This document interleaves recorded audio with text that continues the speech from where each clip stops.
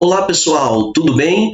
Você sabia que a força magnética ela tem várias aplicações e uma delas é o chamado efeito Hall? Depois da vinheta eu vou te mostrar que efeito é esse que acontece no interior dos condutores metálicos. Venha comigo.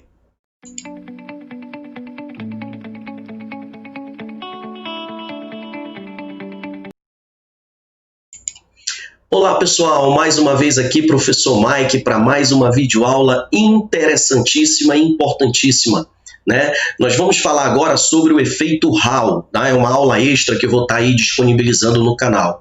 Inclusive, olha só, não se esqueça, se inscreva aí no nosso canal, ó, aí do ladinho, ó, se inscreva logo, dê o like, né? Se você está gostando, compartilhe as nossas aulas, o nosso trabalho, porque tem muita gente que está precisando com certeza, tá bom? Então, olha só, nós vamos falar hoje sobre um efeito muito importante que acontece no interior dos condutores metálicos, que é o chamado efeito Hall. Isso aí é uma aplicação muito importante da força magnética, né? Veja só, o que é que nós temos? Vamos imaginar que aqui seja um condutor metálico, né, como vocês estão vendo aí. Esse condutor ele vai ser percorrido por correntes e ele vai estar imerso em um campo magnético uniforme de intensidade B. Tá? E aí nós vamos pegar esse condutor e colocar no interior desse campo. Tá? Esse condutor vai estar sendo percorrido por uma corrente I, como está aqui na figura. Certo? Pois bem, o que vai acontecer?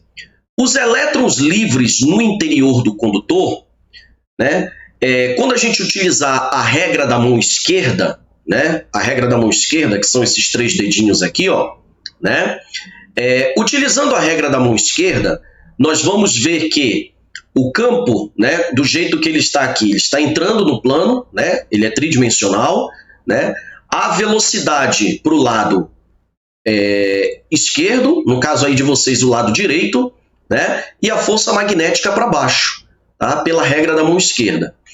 E aí o que vai acontecer? Como você colocou esse condutor no interior do campo magnético, essa carga, esse elétron livre, ele vai ficar sujeito a uma força magnética puxando-o para baixo, né?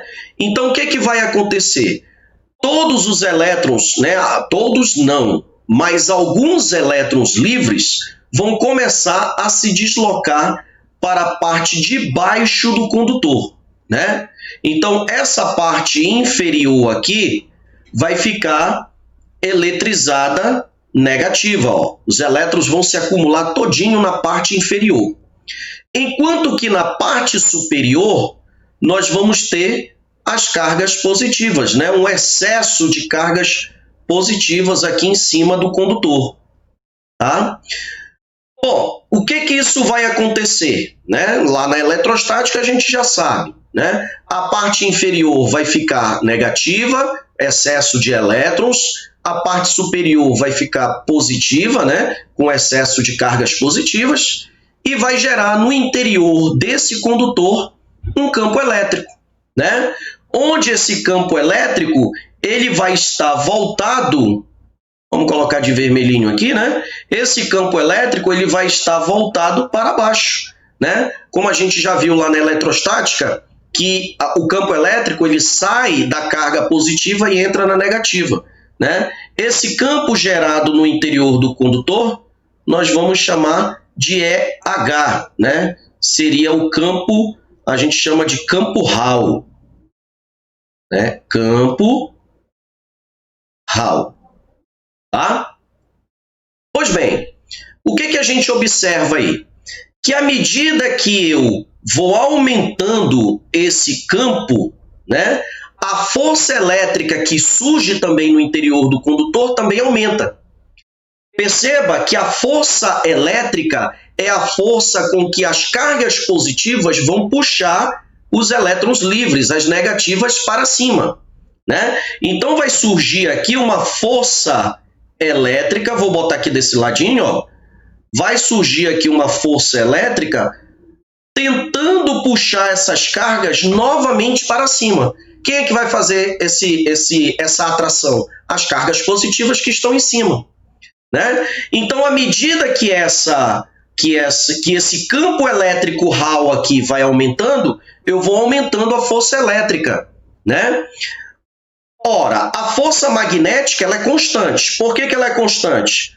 Porque a força magnética é QVB, né? QVB, certo? Como a carga é a carga do elétron, é constante, né? Nós jogamos a carga com uma velocidade, a carga está com velocidade constante no interior do condutor. E o campo é uniforme. Então, tudo isso aqui é constante, produzindo uma força magnética constante, né? Mas à medida que esse campo Hall vai aumentando a força elétrica também. Até que as forças magnéticas e elétricas se anulam, né? Então eu vou ter o seguinte, eu vou ter a força elétrica puxando esses elétrons livres para cima e eu vou ter a força magnética puxando esses elétrons para baixo, né? A força magnética, a princípio, ela é maior que a elétrica. Só que à medida que essas cargas vão se deslocando para baixo, eu vou aumentando esse campo Hall e automaticamente eu vou aumentando a força elétrica, até chegar o momento das duas se equilibrarem, né? A força elétrica para cima vai passar a ser igual à força magnética para baixo, tá? Quando isso acontecer, as cargas livres, os elétrons livres, eles vão parar de se deslocar para a parte inferior do condutor. Tá certo? E aí nós vamos ter uma matemáticazinha simples, né? Se a força elétrica, então, ela é igual à magnética, então nós vamos ter isso daqui, né? Força elétrica é carga vezes o campo, né? No caso, o campo Hall. Isso é igual à força magnética, que é QVB, né? Seria o seno de θ, mais o ângulo entre o B e o V é 90 graus, porque essa carga se desloca perpendicular ao campo, seno de 90 é 1, então fica só isso aqui mesmo. E aí, portanto, a gente pode cortar carga com carga, cortando carga com carga, a gente tira então que o campo Hall ele vai ser a velocidade do elétron vezes o campo magnético. Vamos segurar isso aqui por enquanto, né? Pois bem, lá dos condutores cilíndricos, né, a gente tira uma coisa, né? Vamos imaginar aqui um condutor cilíndrico, né? Deixa eu ver se eu consigo aqui fazer o desenho de um condutor cilíndrico. Vamos botar um cilindro aqui. Vamos ver se a gente acha um cilindro. Não tem cilindro, não tem. Tá? Vamos desenhar na mão mesmo, tá? Então vamos imaginar aqui um cilindro, ó. Vou imaginar aqui um cilindro, tá? Esse cilindro, ele tem uma certa área, olha aí, ó, né? E ele tem um certo comprimento L, tá? Eu posso calcular o volume desse cilindro como sendo a área, né, da base vezes o comprimento do cilindro, que é L, certo? Pois bem, nós sabemos que, vamos segurar isso aqui por enquanto, nós sabemos que a definição de corrente é carga dividido pelo intervalo de tempo, né? Bom, nós sabemos também que a corrente, se eu jogar, quem vai ser esse ΔT? Bom, se essas partículas, se esses elétrons se deslocam com velocidade constante, então a gente pode dizer que V é a variação de espaço pela variação de tempo, né? ΔS sobre ΔT, onde esse S é o comprimento do condutor, L, né? Dividido pelo ΔT. Então, eu posso tirar o ΔT aqui da equação da velocidade como sendo, quem é o ΔT?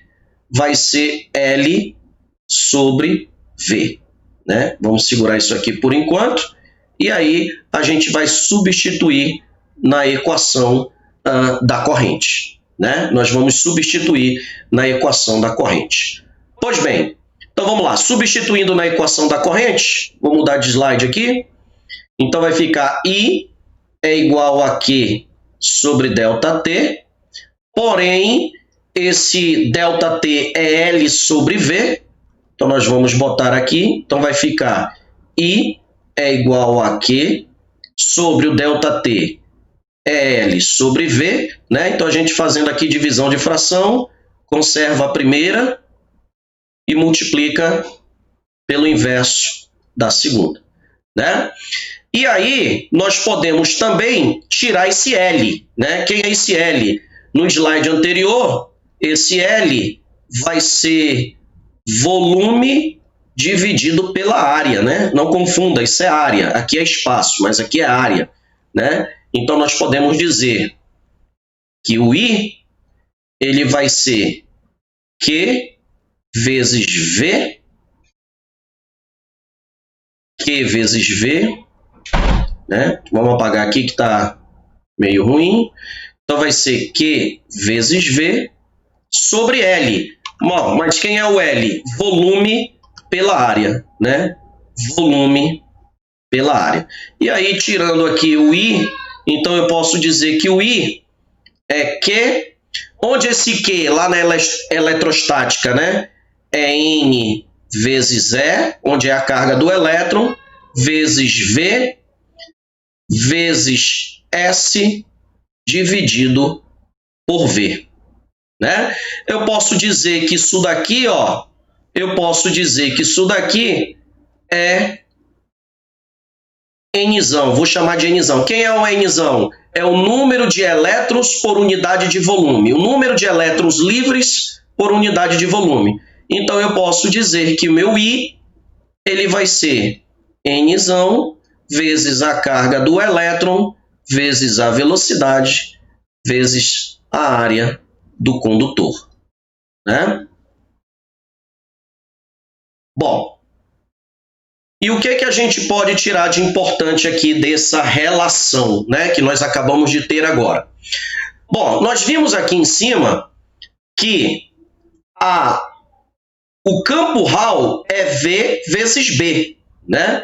Então nós podemos substituir aqui, né, tirar o V daqui, tirar o V. Então vamos lá. Nós temos que o EH é V vezes B. Então eu posso dizer que o V é EH sobre B, né? Então nós vamos pegar essa equação e substituir na equação da corrente, tá? Portanto, vamos duplicar o nosso slide aqui. Portanto,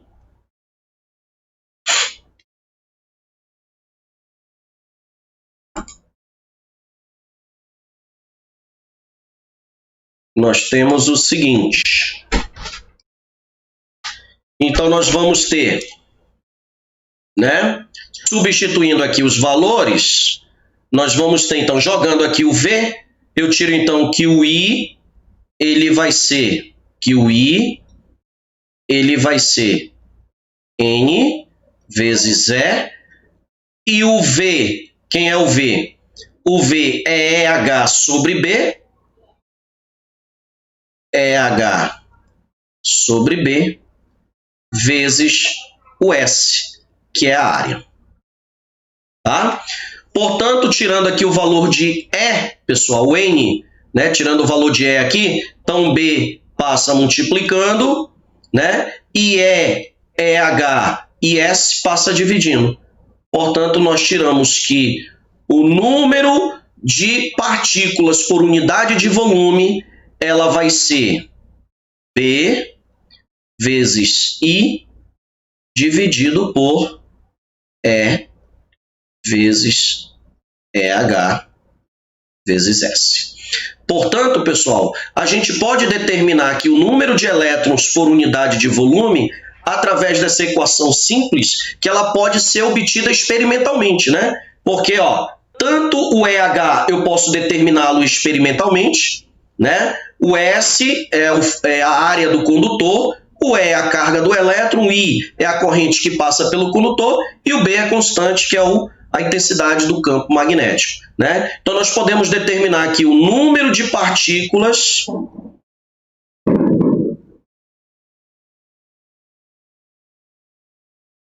por unidade por unidade de volume. Tá? Então, isso que é o efeito Hall, né? O que é o efeito Hall? É um condutor, né, percorrido por corrente, tá certo? Imerso em um campo magnético uniforme, produzindo em seu interior um campo elétrico chamado de campo elétrico Hall. Né? E isso aí vai produzir o quê? Uma quantidade de elétrons por volume no interior desse condutor. Né? Esse campo elétrico vai produzir uma quantidade de elétrons livres por volume no interior desse condutor metálico, onde essas grandezas todinhas aqui, elas podem ser obtidas experimentalmente, inclusive o campo elétrico Hall. Tá certo? Então era isso que eu tinha para apresentar para vocês hoje. Tá certo? Um forte abraço a todos vocês. E até a nossa próxima videoaula. Tchau, tchau.